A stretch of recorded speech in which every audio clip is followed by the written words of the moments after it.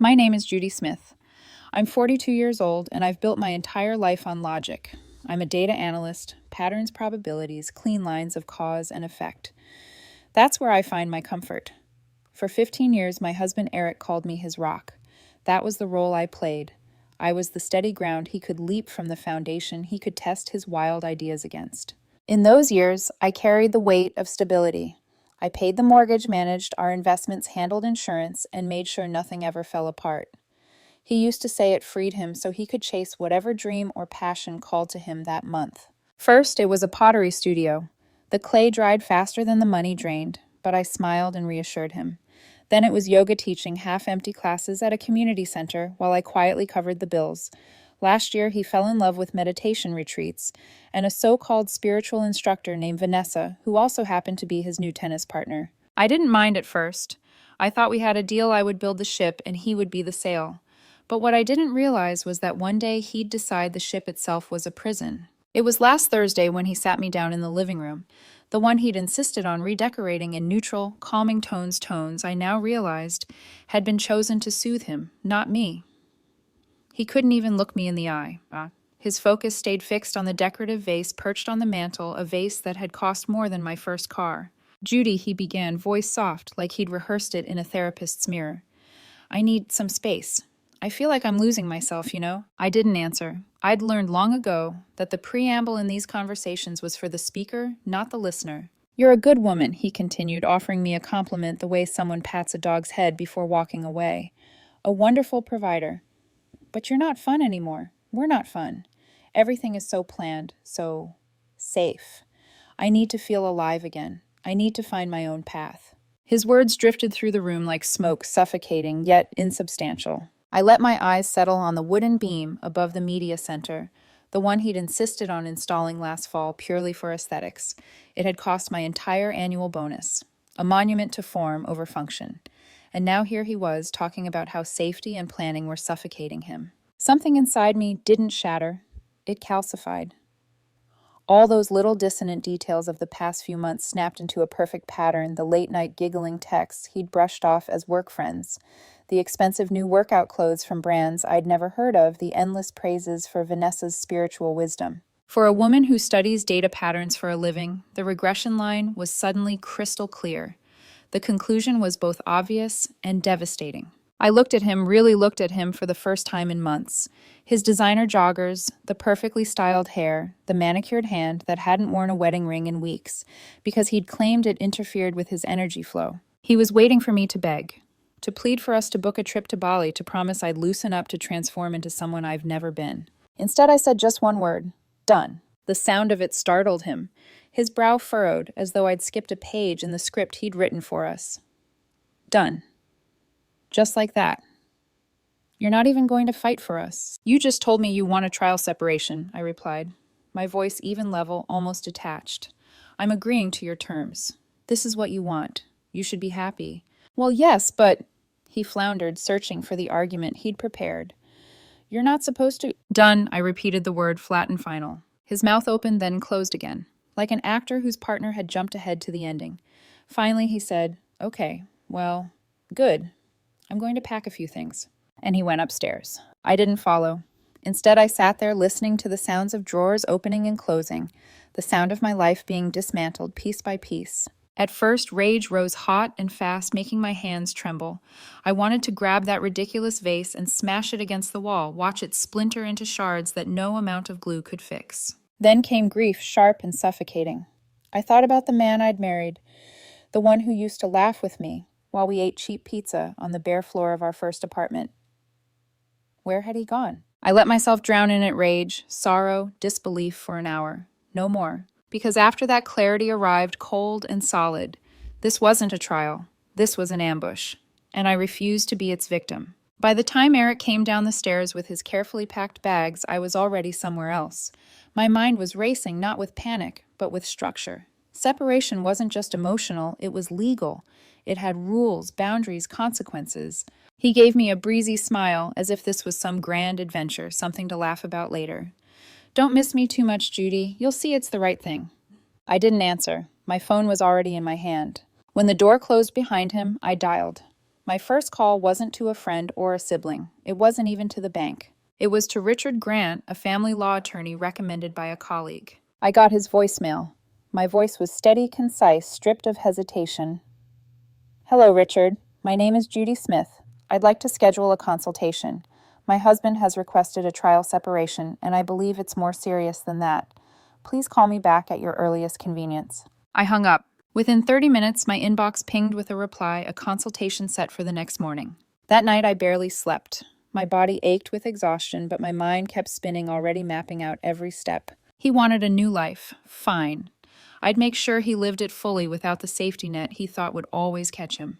And for the first time in months, maybe years, I felt a strange, unexpected calm. Because when the rock is abandoned, it doesn't crumble, it hardens. The next morning, I sat across from Richard Grant in his office. The space was minimal, but warm, dark wood shelves, a single plant, and a wall of carefully arranged legal texts.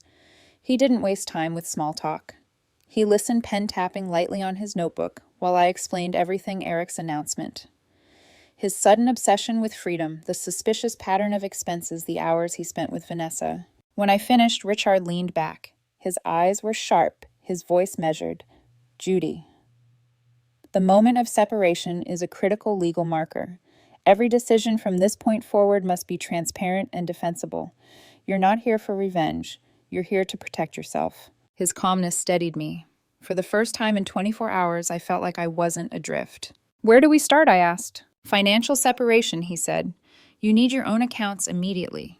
Document everything. Leave him access to enough funds that it doesn't look like you're cutting him off, but ensure your income is protected. Credit disentanglement is next. Cancel his supplementary cards. Make sure he can't rack up debt in your name. Then we'll handle insurance and benefits. The words were practical, clinical. Yet to me they felt like armor. That afternoon I sat at my desk laptop open, every keystroke deliberate. First I opened a new individual checking account. I didn't drain our joint account that could be seen as spiteful. Instead I left $4,000 in place, a buffer. Enough for groceries bills, whatever he claimed to need in the short term. Then I transferred this rest, my savings, my salary, to the new account. I noted the exact time and date in a spreadsheet. Evidence as Richard had advised. Next, I updated my direct deposit with HR so that every future paycheck would flow straight into this new account. No more silent siphoning of my work into his whims. Finally, I picked up the phone and called the credit card company. My voice didn't shake when I said the words, "My husband and I are separated. Please cancel his supplementary card immediately." The agent asked if I wanted to dispute the $8,000 outstanding balance. No, I said. I'll take responsibility. It was like cutting a gangrenous limb, painful but clean. Insurance was the last step. I logged into the HR portal, heart pounding in my chest. I updated my marital status to legally separated. A notice appeared on the screen. Spousal benefits will terminate at the end of the month. It was June 15th, 15 days. Eric's health, dental, and vision coverage all gone. His prescription for migraine medication would cost him more than $600 a month out of pocket. He didn't know it yet, but his new freedom came with a price tag he couldn't imagine. I sat back staring at the screen. It should have felt triumphant. Instead, I felt nothing. Just a hollow steadiness. 2 days later, Eric breezed into the house to collect more of his belongings. He was whistling, as he stuffed shirts into a designer duffel. "Hope you're not too lonely rattling around in this big house," he said, flashing me the smile that used to melt me 15 years ago. Now it looked rehearsed cheap. "I'm managing," I replied. He kept his back to me, scrolling on his phone. "You should really try meditation, Judy," Vanessa says. "I've started the formal process," I interrupted. His head snapped up. "Process." "The separation," I said. "Legal proceedings. I've retained counsel. You'll probably want to talk to a lawyer." He blinked, stunned for a fraction of a second before recovering his swagger. "Oh, Judy, don't be so dramatic. This is a trial separation. We'll talk in a few weeks. I'm just finding myself." "You'll want a lawyer?" I repeated, my voice flat, final. For a moment, silence hung heavy between us. I could almost hear the calculations spinning in his head. He wasn't used to me cutting through his performance. He was used to me smoothing over the edges, cushioning his falls. But not anymore. That night after he left again, I sat in the quiet house. Every corner held echoes, his laughter, our arguments, the ghost of what I thought we were. I walked into the kitchen, opened the cabinet, and pulled out the expensive blender he'd insisted on buying last year. He said it would change his health. He used it twice. I ran my hand over the cold glass pitcher and laughed sharp and humorless. This was him always searching for the next cure, the next thrill, leaving me to sweep up the pieces. For the first time, I let myself whisper the truth aloud. He's not coming back. The words didn't break me, they steadied me. The next morning, my phone buzzed.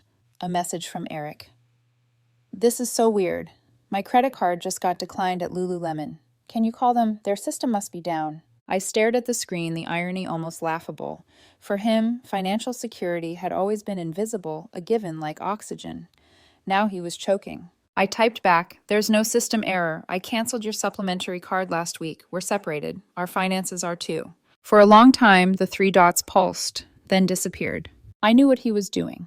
Checking the balance of the old account, seeing the $4,000 cushion I'd left, realizing that the endless river of money he thought would always flow had been dammed. I could almost picture his face, shock curdling into anger, then disbelief. But me, I felt only calm. Because boundaries aren't cruelty, they're survival. And for the first time in 15 years, I had drawn mine. It didn't take long for the cracks in Eric's new life to appear.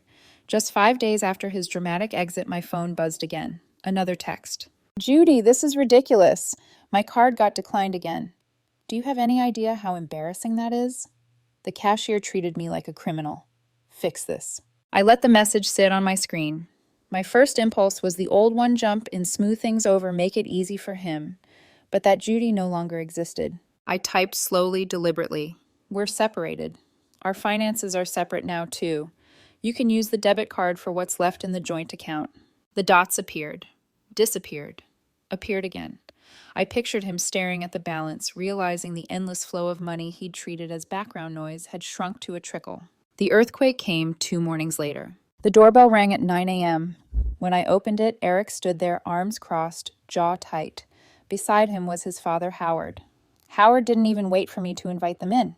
He marched straight into the foyer, his voice booming with authority. "Judy, I demand an explanation." I folded my arms, leaning against the banister.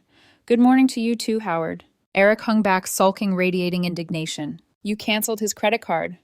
Howard barked. "Are you trying to humiliate my son?" I kept my tone calm, measured. "I'm establishing financial boundaries. It's standard procedure in a legal separation." Howard's eyes narrowed. "Legal separation, Judy. This isn't a business contract. This is marriage. You don't just cut someone off." Eric finally exploded. "Exactly. You're trying to control me, to punish me, just because I want more than this. This boring, predictable life." I turned my gaze on him, flat as stone. "I'm not punishing you. I'm giving you exactly what you asked for. You wanted freedom. You wanted your own path. I'm simply letting you experience the reality of that choice." The words hung in the air, sharp and unyielding. Then I delivered the final blow. "And since we're discussing logistics," I said, turning deliberately to Eric, "I need to formally notify you of something. I informed my employer of our separation. As a result, your eligibility for my health, dental, and vision insurance will terminate at the end of this month." Silence. Howard blinked, confused. "What does that mean?" Eric's face went pale. His voice dropped to a whisper. "My prescription." I nodded. "Your migraine medication. Without insurance, it'll cost over $600 a month. Cobra coverage will be available, but that will run closer to $900. Howard's mouth fell open. "That's monstrous. You can't do that to him. He has a medical condition." I didn't flinch. "He's a 38-year-old adult who chose separation. The coverage was part of our marriage. He ended the marriage, he ends the benefits. That's not cruelty, it's consequence." For the first time, Eric looked shaken. The confident smile, the breezy deflections, they evaporated.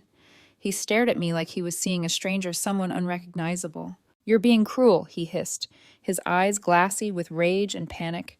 "This isn't you, Judy." I met his gaze steadily. "You're right. This isn't the woman you married. She would have absorbed the betrayal, quietly suffered, and kept providing. That woman is gone." Howard stepped forward, his voice rising again. "We'll call a lawyer. You'll be hearing from us." I smiled faintly, not out of joy, but out of cold certainty.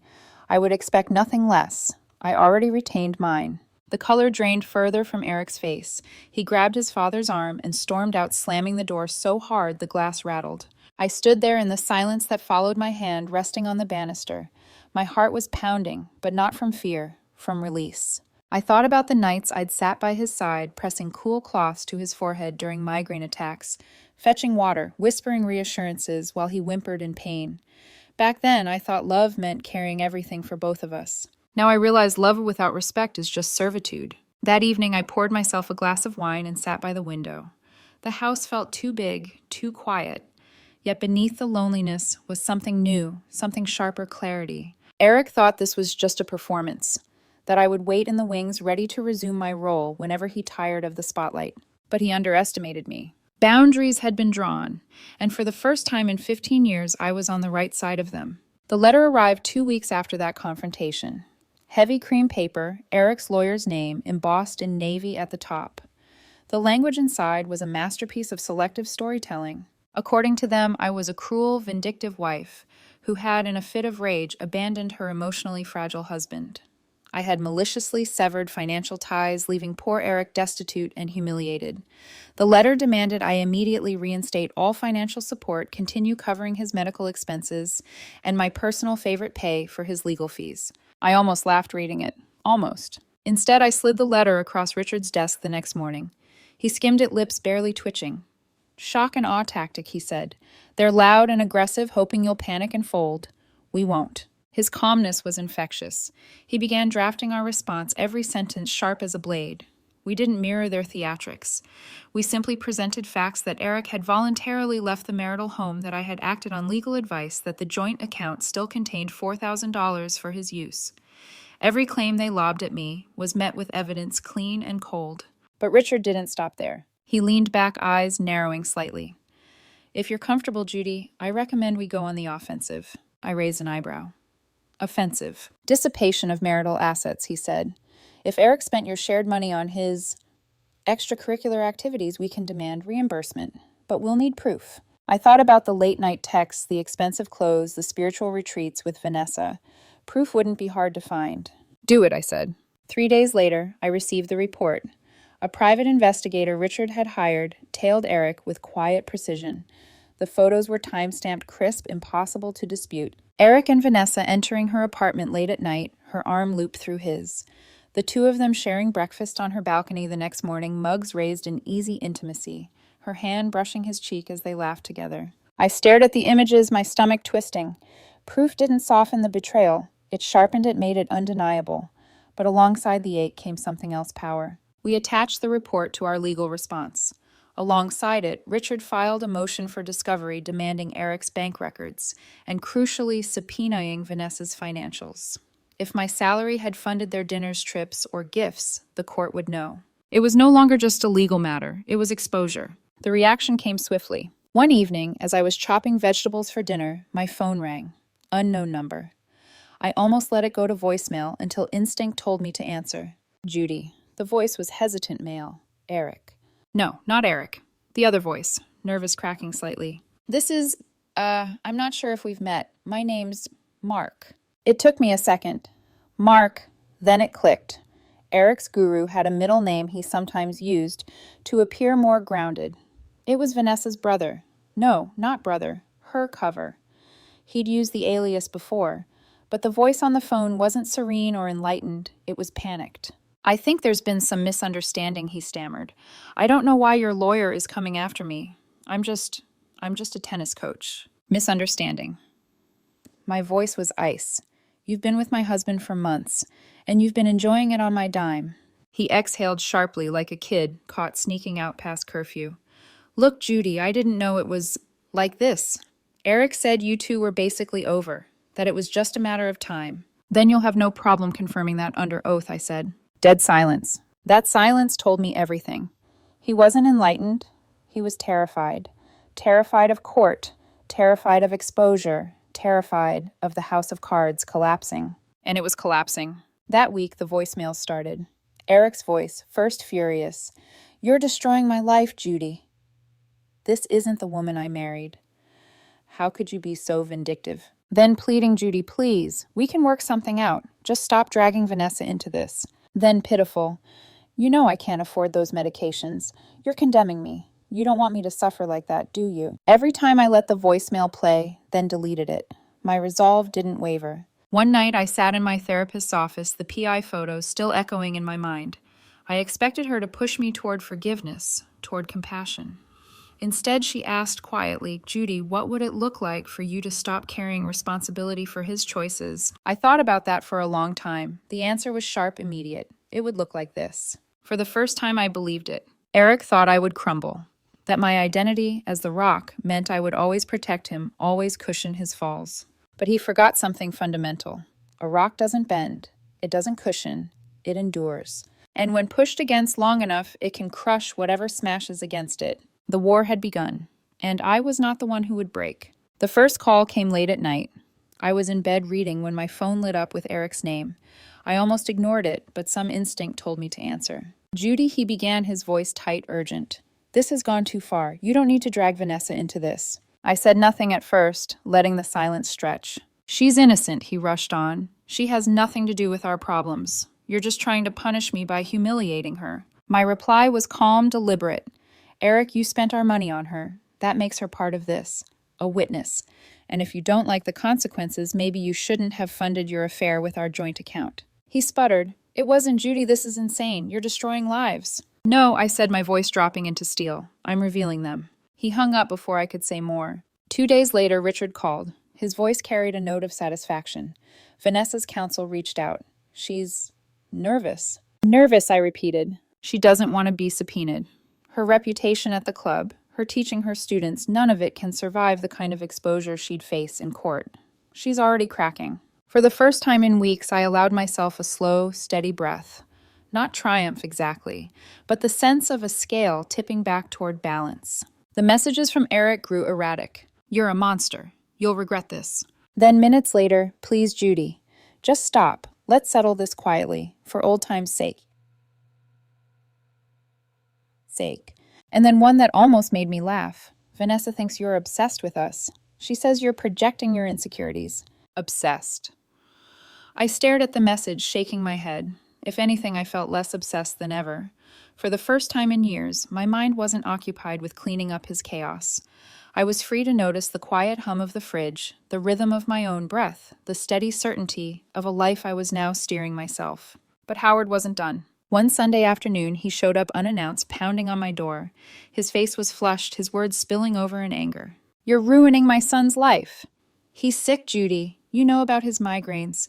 How can you strip him of everything and still sleep at night?" I let him rage. His words washed over me like waves breaking against stone. When he finally paused, I said evenly, "Howard, your son made choices. I'm not responsible for cleaning up those choices anymore." He stared at me like I'd spoken a foreign language. "But you're his wife." "No," I said with a calm certainty that surprised even me. "I was his wife. He ended that when he chose someone else." Howard's mouth opened and closed. Then he turned, muttering, "You'll regret this," as he stormed away. I watched him go, realizing that some men, Eric Howard, would never understand a woman choosing not to bear their burdens. That evening in therapy, I admitted something I hadn't dared to before. "I'm not angry at Vanessa," I said slowly. "Not really. I'm angry at myself for ignoring the signs for carrying him so long, that he thought I'd carry him forever." My therapist nodded, her voice soft. "What if anger isn't the end point? What if it's the bridge?" "The bridge to what?" "To freedom," she said simply. The word lingered in my chest long after I left her office. One night, unable to sleep, I found myself in the kitchen, staring at the sleek espresso machine Eric had insisted on buying, then complained about because it was too complicated. I pressed the button, listening to the low hum, the steam, the slow pour of a perfect cup.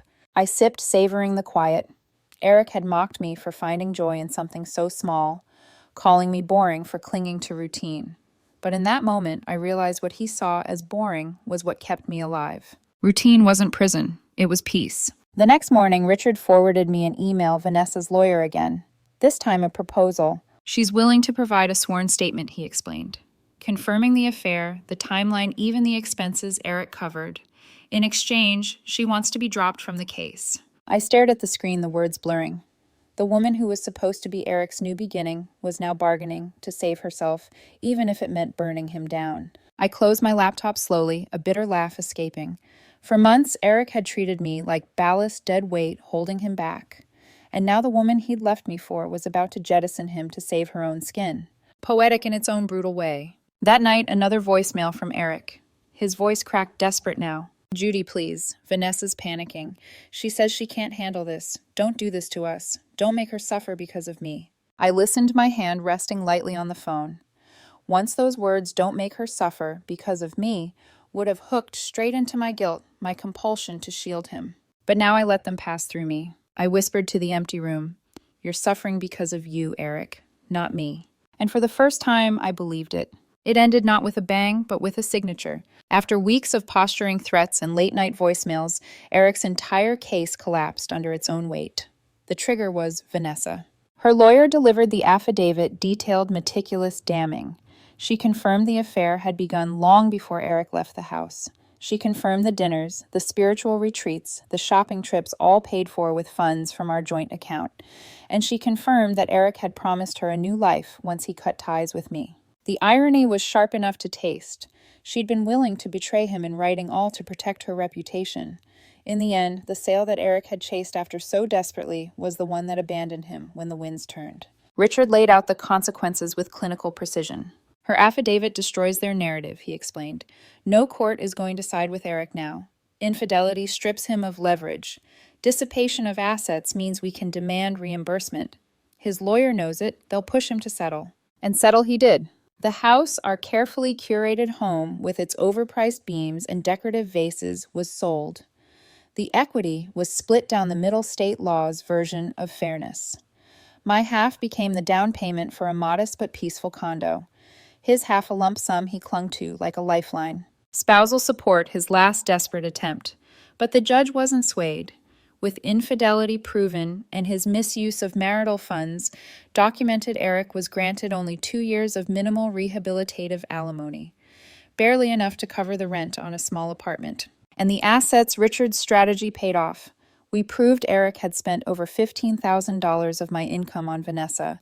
That sum was deducted directly from his share of the equity and awarded to me. For the first time in months, the numbers were in my favor. Eric's unraveling was swift. He moved into a cramped one-bedroom on the outskirts of town. Gone were the designer clothes, the endless retreats, the glow of someone who thought the world was his playground. Vanessa disappeared as soon as the affidavit was signed.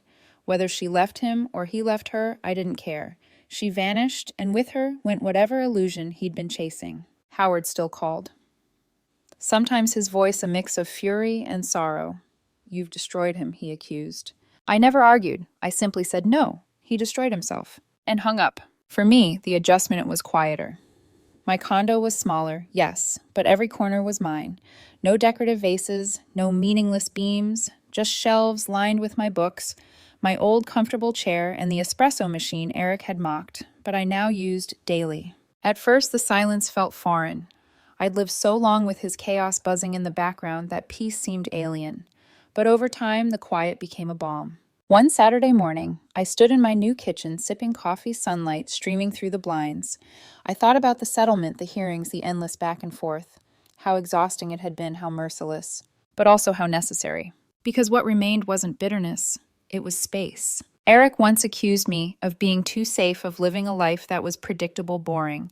But as I stood there, I realized something profound. Predictability wasn't prison. It was freedom. Freedom from his whims. Freedom from the constant dread of when the next new passion would cost us another fortune. Freedom from carrying someone who never once thought to carry me. That afternoon I went hiking. It was something I'd always wanted to do, but Eric had mocked it as too mundane. He preferred exotic retreats, places where he could reinvent himself with strangers. The trail was steep, the sun relentless. But as I reached the ridge and looked out across the valley, something inside me loosened. For the first time in years, I felt peace, real, bone-deep peace. It wasn't the thrill Eric had been chasing. It was something steadier, stronger. It was mine. And in that moment, I understood Eric had wanted to be free. But freedom without responsibility is just chaos. I, on the other hand, had finally learned what true freedom was. It wasn't carrying someone else's weight. It was standing firmly in my own life, my own choices, my own quiet joy. The collapse of his world was the rebirth of mine. And though part of me still grieved the man I thought I'd married, another part whispered something simple, something undeniable. You survived. You endured. You're free. The divorce papers arrived in a manila envelope thick with legal stamps and signatures. Richard handed them to me across his desk with a simple nod. "It's finalized, Judy. You're free." 2 words I'd never thought would feel so heavy and yet so light. That night, I sat in my condo, the envelope resting on the coffee table like an exorcised ghost. The place was still new, the walls bare, the furniture modest. But it was mine. Every object in it carried no hidden debts, no unspoken resentments. I poured a glass of wine and curled into my old armchair, the one Eric had always wanted to throw out because it was ugly. To me, it was beautiful, worn in all the right places, carrying the shape of my body like a memory. The silence pressed around me, but it no longer felt like absence. It felt like space. In the weeks that followed, I built small rituals. Coffee each morning from the complicated espresso machine Eric had hated.